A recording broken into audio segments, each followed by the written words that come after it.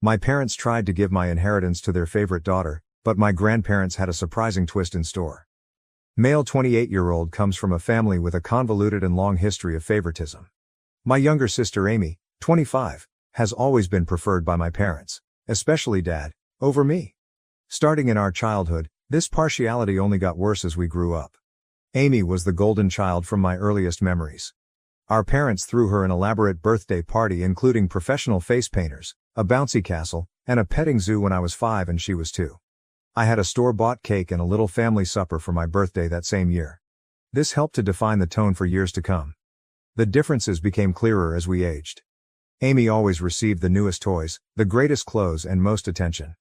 I recall saving months of allowance for a new bike when I was 10 years old. Amy wanted one too, hence she had a fit when she saw it. Rather of educating her about waiting or saving, my parents went right out and got her an even nicer bike than mine. Another arena where the bias was evident was school.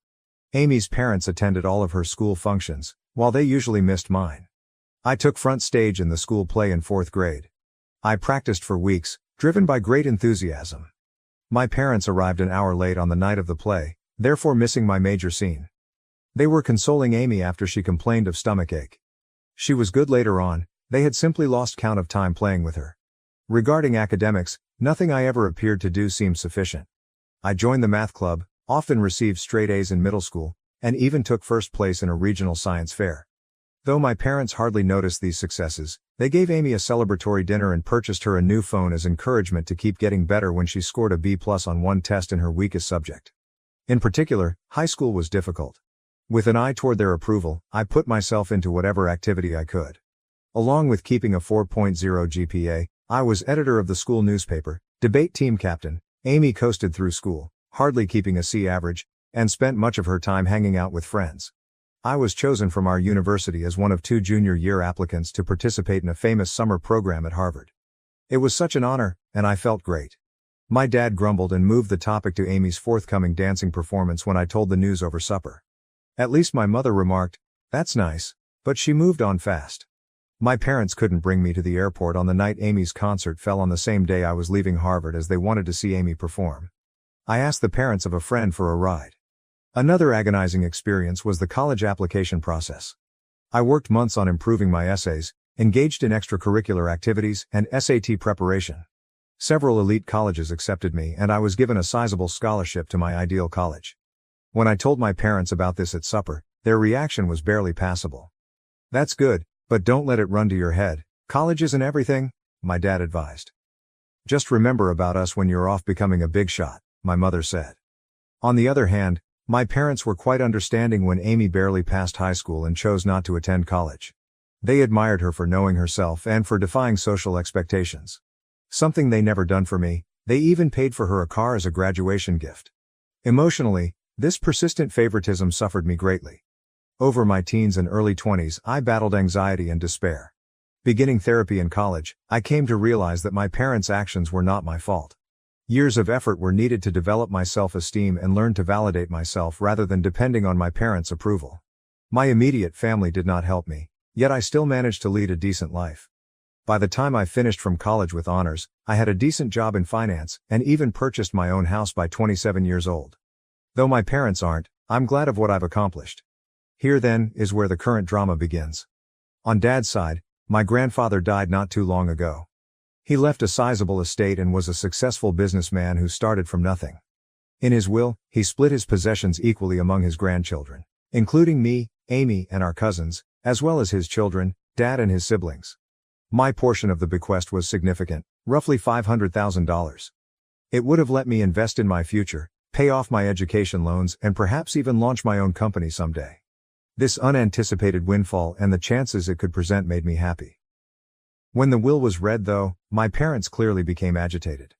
Later, they drew me aside and said they felt it was unjust I received an equal portion. Amy, who lives in our parents' basement and works part-time at a coffee shop, said she needed the money more since she was suffering. Though stunned, I attempted to keep cool. I clarified that Grandpa made this decision. They had no say on how he decided. They insisted I should act morally and give Amy my fair part. They became enraged when I turned down and began guilt-tripping me, calling me unappreciative and selfish. Every incident my dad could recall where they had helped me came under discussion. Though I worked part-time to help with finances, he emphasized paying for my medically necessary braces, buying me school supplies, the bare minimum, and allowing me reside at home during college. He conveniently forgot about the car they bought Amy, the many shopping sprees, and the fact they still support her at 2025.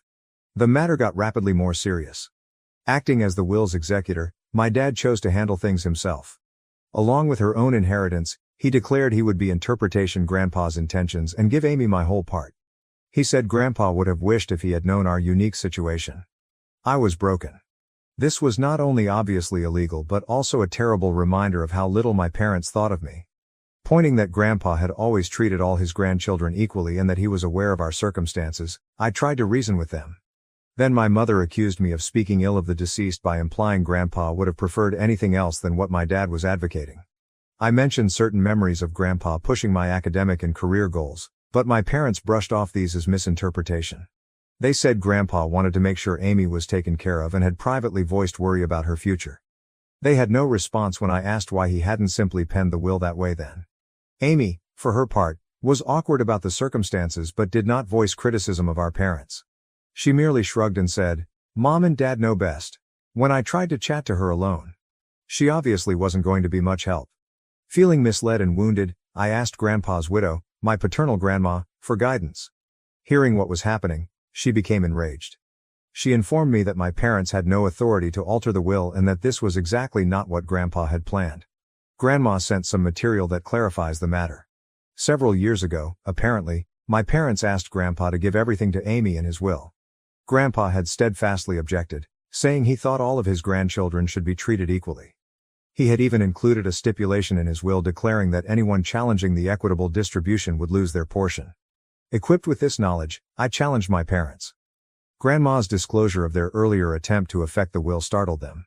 Saying they were only looking out Amy's future helped my dad try to defend it, but I could see the guilt on their faces. Grandmother acted right away. She got in touch with her will's other executors and attorney. She also got in touch with my dad's siblings, who shared her equally strong indignation at what he was attempting. Taken together, they stopped my dad's scheme and guaranteed that the will would be carried out as stated. Though they are unhappy with me, my parents were obliged to back off.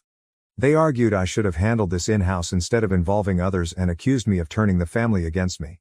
My mother sobbed over how I had split the family and deceived them.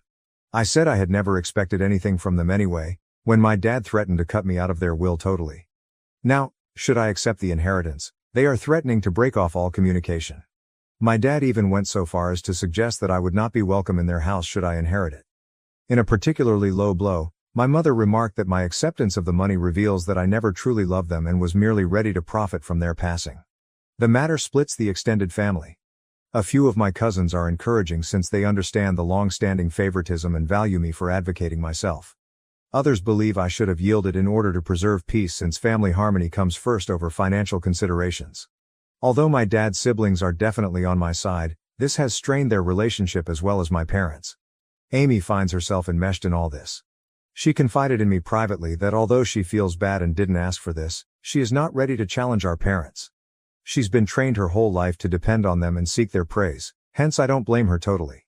Still, a part of me longs she would help me just once. This circumstance has brought out a lot of past suffering and bitterness. I find myself remembering all the times I was passed over or discounted in favor of Amy, the birthday celebrations I missed, the school functions my parents missed, the successes that went unreported. This one occurrence seems to be bringing to a head a lifetime of unfairness. Though the whole affair has caused a great divide in the family, I am keeping my ground and want to take my inheritance as Grandpa meant. My parents hardly talk to me, and family get-togethers have grown awkward. I missed our monthly family meal last week for the first time ever since I could stand the cold shoulders and accusing glares. Though there is turmoil, a tiny bit of me feels empowered. I'm confronting the unfair treatment by my parents for the first time in my life. I'm declaring my value and refuse to be written off. It's both terrible and freeing at once. Though I think I'm in the right here, the family drama is draining me. Something I hadn't experienced since college, I have started having anxiety attacks once more. To assist handle all this stress, I'm thinking about returning to therapy. Am I the one who should have refused to comply with my parents' expectations and accepted my inheritance? Should I have simply handed Amy the money to maintain peace? Although I'm bored of being the family scapegoat, I also fear losing my family totally. Any guidance or viewpoint would be much valued. Update. Since my first post 6 months ago, a lot has happened. I want to thank everyone for their support and guidance. It truly kept me strong during trying circumstances. Let me start with the legal aspect of things. Many of you advised, and I did see my own attorney. He verified that I had every right to inherit and that what my dad attempted was in fact illegal. He helped me record everything and ready to act legally should needed. Fortunately, things did not transpire as such. Along with my dad's siblings, my grandma and her attorney worked out matters without involving court. I got my whole fortune and the will was carried out exactly as intended. Because of his will manipulation attempts, my dad was removed as an executor. This was a somewhat demanding process spanning several weeks. My parents threatened litigation, there were tense meetings and furious phone calls, but ultimately the law was unambiguous and they had to back off. Still ongoing though, the family fallout has been noteworthy. At first, my parents doubled down on their viewpoint. They charged me with being avaricious and neglectful of my sister. They also sought to mobilize other family members against me, disseminating allegations that I had somehow coerced Grandpa into giving me money. Luckily, most of the family saw through their trickery. About 1 month following the will's acceptance, there was one really unpleasant occurrence at a family gathering. When my parents showed there unannounced, my aunt was hosting and hadn't asked them to come, they started a scene. Starting to shout about how I had taken from Amy and corrupted Grandma against her, my dad became saying I had ruined all these wonderful memories. My mother flung an old photo album squarely at my feet. It was awkward and terrible. It took several relatives to cool things down and persuade my parents to leave. Bless her heart, my grandmother turned out to be my most powerful supporter over all of this. She related tales of how my grandfather had always been pleased of my achievements and how he especially wanted to make sure all his grandchildren had equal chances. She even said Grandpa had maintained a scrapbook of my accomplishments, newspaper clippings of academic honors, copies of my college acceptance letters, and even the program from that university play my parents had been late for. This insight was sad as well as wonderful. Grandma also volunteered to straighten the records with the wider family. She organized a family gathering excluding my parents, laying out the entire history of my parents' partiality including events I had long forgotten or never ever heard about. Having someone at last recognize the unfairness I had gone through for years was vindicating, but it also reopened old scars. About my sister Amy, she at last found her voice in all this. She came to me personally and apologized for not sticking up for me earlier after some soul-searching and several long talks with our grandmother. She said she thought our parents' preference was improper, but she had been too terrified to confront it. We discussed our childhood and how it influenced both of us in great length and emotional intensity. Amy admitted that being the favorite child wasn't as wonderful as it seemed. She never learned how to stand on her 2 feet and felt great pressure to live up to our parents' expectations. She told tales of times she yearned to accomplish things on her own, but our parents would swoop in and handle everything for her, therefore depriving her of the opportunity to develop and learn from her mistakes. For our relationship, this talk marked a sea change. We began to mend the sibling link our parents' partiality had broken. Just the two of us have been routinely meeting for coffee to discuss and encourage one another through this family crisis. Declaring that she was going to pay for college with her inheritance astonished everyone. She claimed seeing me stand up for myself motivated her to start managing her own life. Once she decided what she wanted to study, she registered in a nearby community college, first intending to transfer to a 4-year university. Our parents let out startled gasps. They knew, I believe, that their babying had not done Amy any favors. The response of my parents to all this has been diverse and changing. They first attacked both of us angrily. They tried to guilt Amy into quitting college to help the family since they said I turned her against them. They changed strategy when that proved ineffective. After several protracted talks with my grandmother and seeing Amy's great transformation, my mother began to recognize how damaging their actions had been. She has made some hesitant moves toward reconciliation, even beginning therapy to address her problems. She got in touch to apologies, owning that she had been unfair and requesting a chance to right things. It's a slow process, and while I'm gently hopeful, I'm also keeping strong limits. Sadly, my dad has been less likely to own any mistakes. Still furious, he feels as though he is the victim in all this. He has been chilly toward Amy since she chose to go college and hardly speaks to me. He has tried a few times to control us, threatening to sell our childhood house should we fail to come to our senses or forgiving us should we realize we were wrong.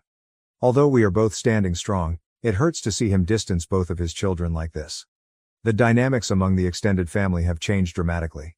I now live closer to my dad's siblings, who have been quite helpful, and my grandmother. Having heard from my aunts and uncles about handling my dad's challenging conduct over the years, it has lessened my loneliness in this fight. Deeper bonds with some of my cousins who stood by me have also developed. Starting a monthly cousin meal allows us to all catch up free from the drama of the older generations. For myself, I have been making sensible use of my inheritance. Having paid off my college loans, I now feel an amazing degree of financial freedom. Working with a financial advisor, I have assembled a varied investment portfolio. I have also set aside some funds to maybe launch my own company some years forward. Opening a community center with reasonably priced mental health treatments and financial literacy seminars is something I'm investigating. But for me, buying therapy for myself and volunteering to do the same for Amy has been the most significant application of the money. Both of us are learning to set reasonable limits with our parents and are working on healing from our childhood events. Though it's a long road, I already feel as though I'm developing in knowledge and ability to overcome emotional neglect and long-term partiality. This whole process has brought some surprising good improvements into my life. I now know a great deal about establishing limits and defending myself. Though I know I did the right thing, it hasn't been easy and there are still difficult days. I feel good about myself for resisting guilt and pressure. Among the most unexpected results has been a change in my work path. Dealing with all this family conflict and undergoing therapy has helped me to see my own passion about supporting people who, dealing with all this family dysfunction and doing therapy has helped me to see how driven I am about supporting others who have gone through same family dynamics. Currently thinking about returning to school to specialize in adult children of emotionally immature parents and work as a family therapist. I have also been helping youngsters from challenging family homes at a nearby youth facility. Being able to offer the kind of encouragement and support I wish I had had as a youngster is immensely satisfying. I'm even considering creating a scholarship fund for children from same circumstances using some of my inheritance. My contact with Amy has kept getting better. Once a month, we have a siblings day when we do something entertaining, just the two of us. Our hiking and picnic last month was the most laid back and connected we had felt since we were small children. Without our parents' influence, we are gently reconstructing our connection on our own terms. Regarding my parents, things remain tricky. Our relationship has been trying to be rebuilt by my mom. She has been routinely attending therapy and has even begun to see some of the damage her favoritism brought about. We have had a few one-on-one lunches when we have had some honest, though challenging talks regarding our past and forward direction. Though it's not flawless, improvement is evident. My dad still objects to change though. He still says he done nothing illegal and that Amy and I should be appreciative.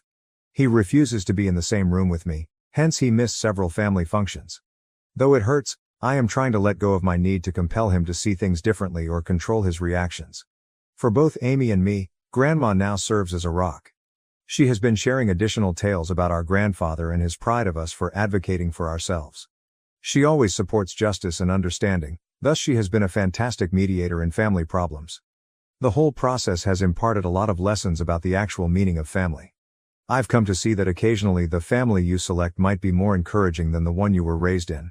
Along with developing a close-knit circle of friends who have been quite helpful along this journey, I have grown closer to my aunts, uncles, and cousins who stood by me. Setting limits and practicing self-care have also become more crucial to me.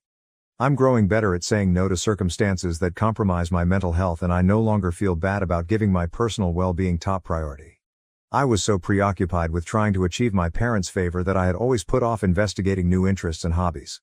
To those in same circumstances, I would wish to advise: not let someone make you feel bad about getting what is rightly yours.